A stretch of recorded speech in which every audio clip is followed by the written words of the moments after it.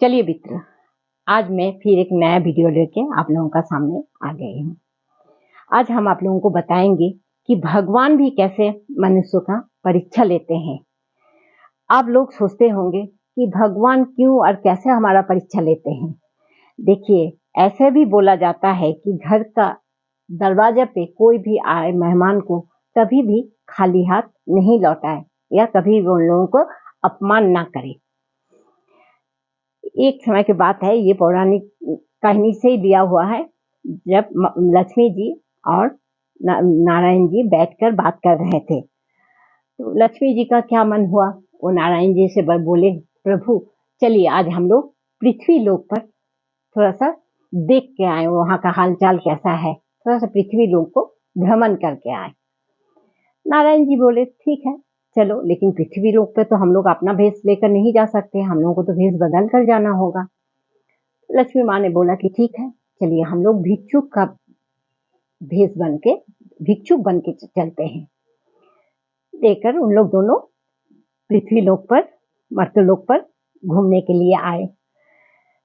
अब बात करते करते उन लोग एक सेठ जी का दरवाजे पर आए। दरवाजे पे आकर खटखटाए। बहुत बारिश हो रही थी बाहर, उन लोगों को खूब ठंड भी था, ठंड भी लग रहा था। सेठ जी जैसे ही दरवाजा खोले, उन लोगों को देख के उनको बहुत गुस्सा आ गया। तो उन लोगों से पूछे कि क्या बात है, अब क्या चाहते हैं, क्यों यहाँ आए हैं। देखिए तो आप लोगों का पैर से पूरा मेरा बरामदा में पूरा कीचड़ कीचड़ हो गया है, आप लोगों का कपड़ा से पानी चू रहा है, पूरा मेरा घर भीग जा रहा है। तब उन लोग भिक्षुक बन के जिन लोग आए थे, उन लोग बोले कि देखिए हम लोगों को बहुत ठंड लग रहा है, बहुत हम लोग भूखे भी हैं, पूरा कपड़ा भी हम लोगों का गीला हो गया है, आज रात के लिए थोड़ा सा आपका घर में हम लोगों को आश्रय दे दीजिए। अगर आश्रय दे देते तो बहुत अच्छा होता। उन लोगों का बात सुनकर तो सेठ जी एकदम गुस्सा से आग बबूला हो गए। सेठ जी बोले एकदम तुरंत यहाँ से निकल जाइए आप लोग, एक तो मेरा पूरा घर को गंदा कर दिए, ऊपर से यहाँ रहने का बात आप लोग सोच रहे हैं, बोल के मुंह के ऊपर दरवाजा बंद कर दिए। उन लोग दोनों वहां से निकल गए। निकल के थोड़ी दूर जाके देखे कि एक झोपड़ी से एक दिया या कैंडल का लाइट थोड़ा टिमटिमाते हुए दिख रहा है। तो उस झोपड़ी का सामने जाकर उन दोनों ने आवाज लगाया। जैसे ही उन लोग आवाज लगाए, वैसे ही अंदर से एक औरत निकल आई। वो औरत बाहर निकल आते ही इन लोग बोले कि देखिए हम लोग पूरे भीग गए हैं, बहुत ठंड लग रहा है, आज रात के लिए क्या आपका घर में हम लोगों को ठहरने के लिए अनुमति दे पाएंगे। तो औरत बहुत खुशी खुशी से उन लोगों को अंदर ले गए। बोले क्यों नहीं, आइए। ले जाकर बोले सबसे पहले आप लोग अपना कपड़ा कुछ बदल लीजिए, पूरा कपड़ा भीगा हुआ है, बोल के वो एक रस्सी में टांगा हुआ दो कपड़ा उतार के उन लोगों का हाथ में दिए। कपड़ा थोड़ा सा फटे चिटे था, थोड़ा गंदा था। बोले देखिए हम तो बहुत गरीब आदमी हैं, हमारा पास तो यही सब है, हमको ये देने में भी आप लोगों को खराब लग रहा है, लेकिन कोई उपाय नहीं है, आप लोग इसी को पहनकर आज रात गुजारा कर लीजिए। उसके बाद उन लोगों के लिए वो रोटी और साग बना के लिए आए। उन भिक्षुक ने बहुत प्यार से बहुत चाव से उसको खा लिए। फिर उनका घर में एक टूटा हुआ चौकी था, उसके ऊपर एक फटा तोशक बिछा दिए। देख के बोले आज आप लोग इसमें सो जाइए, और ओढ़ने के लिए एक फटा हुआ कंबल दे दिए। बोले इसको ओढ़ के आप लोग सो जाइए। लोग दोनों भिक्षुक उसी में सो गए। अब इस औरत का जो आदमी थे, जो हस्बैंड थे, कुछ देर के बाद काम से लौट के आके बोले कि खाना दो।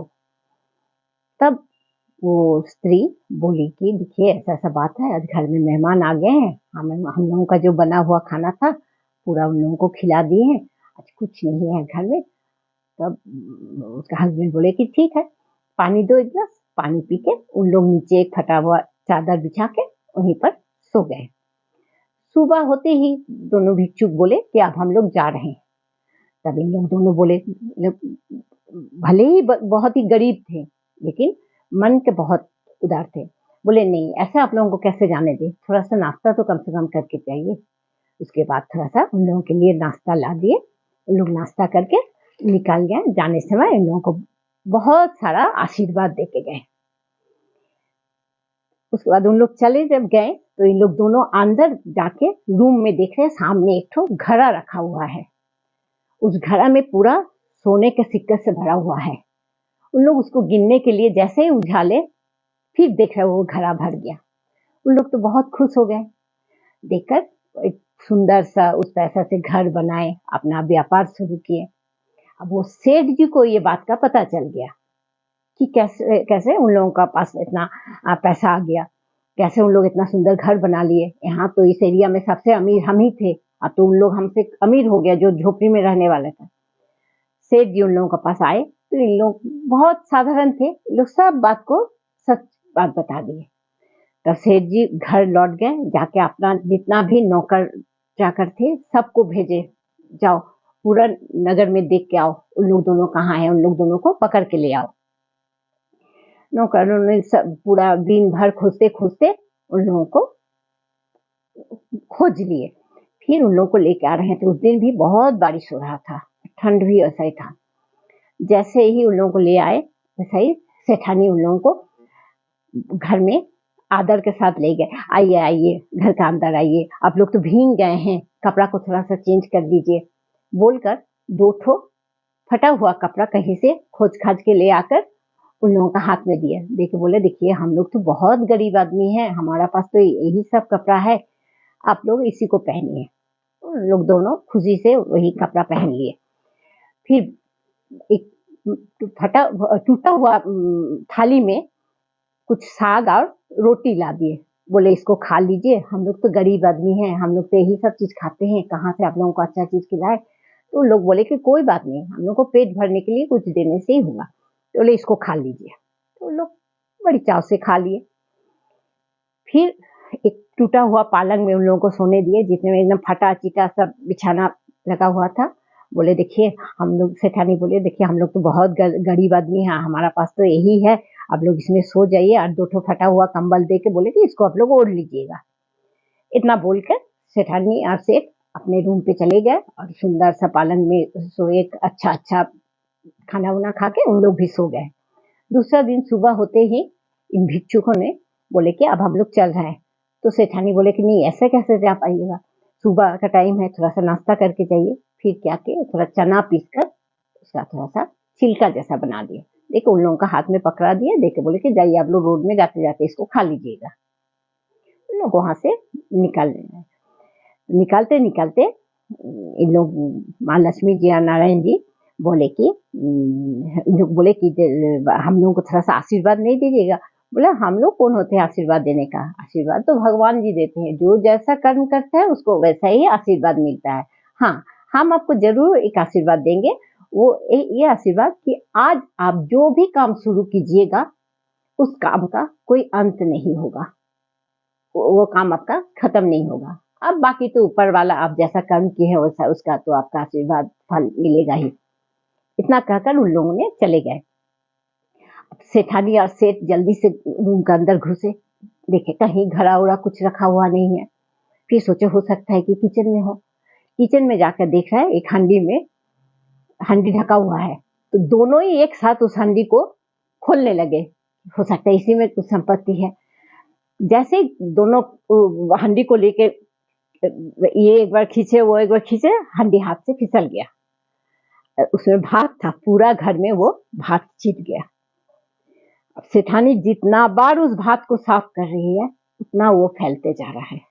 वो लक्ष्मी जी नारायण जी जो भिक्षुक बेस में आए थे, वो आशीर्वाद के रूप में दे गए थे ना कि आज जो भी काम आप शुरू कीजिएगा वो काम आपका खत्म नहीं होगा। देखिए कैसा एक बार करके भात को इकट्ठा कर रहे हैं, फिर वो भात फैलाते जा रहा है। इसीलिए बोला जाता है कब कौन रूप में आपका दरवाजा पे आता है कोई उसका ठिकाना नहीं है। इसीलिए किसी को भी दरवाजे पे जो भी आए उसका अनादर कभी मत कीजिए। और किसी का सामने आप अपने आप को हम गरीब है ये मत बोलिए।